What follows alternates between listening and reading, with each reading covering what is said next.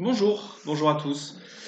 Nous sommes le samedi 4 avril, c'est le 18e jour de confinement aujourd'hui, déjà 18, et ça y est, c'est les vacances. Ce matin, grasse mat pour tout le monde, les grands se sont levés à 8h30 à peu près, 8h30, 9h, et les jeunes, eux, se sont levés avec un petit décalage vers 9h30, 9h30, 10h. Donc on va commencer aujourd'hui par un grand ménage, ensuite sans doute qu'on va jouer tous ensemble, quelques activités, etc. Bien sûr en étant tous confinés. Petit retour sur cette 18e journée de confinement.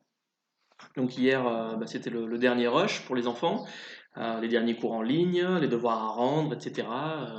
C'était la dernière limite, avant 2 semaines de vacances qui vont être bien occupées. Il y a des devoirs, il y a des livres à lire, il y a pas mal de choses à faire. Euh, Moi personnellement, j'ai assisté hier en fin de journée à une conférence en ligne sur la crise économique et l'après-crise, conférence qui était organisée par le Club des entrepreneurs mis-à-voix de Cyril Brink. Et alors c'était bien, vraiment, c'était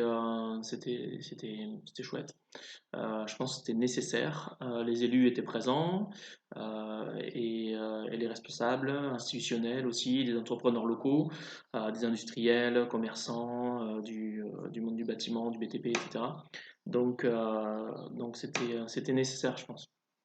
On a vraiment besoin de ces moments de partage et de communication aussi entre entrepreneurs qui permettent de partager ça permet de partager les difficultés du moment, quoi, et puis aussi, quand c'est le cas, parce qu'il y en a, de partager des initiatives qui sont plutôt porteuses d'espoir. Euh, Hier soir, c'était au tour de Patricia de cuisiner, hein, dans le cadre de notre concours cuisine de confinement.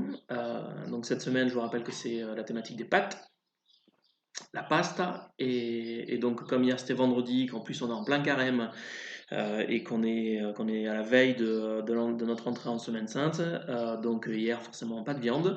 Et donc elle nous a trouvé une recette de pâtes avec de la feta, du basilic, de l'huile d'olive, des petits pignons de pain grillés.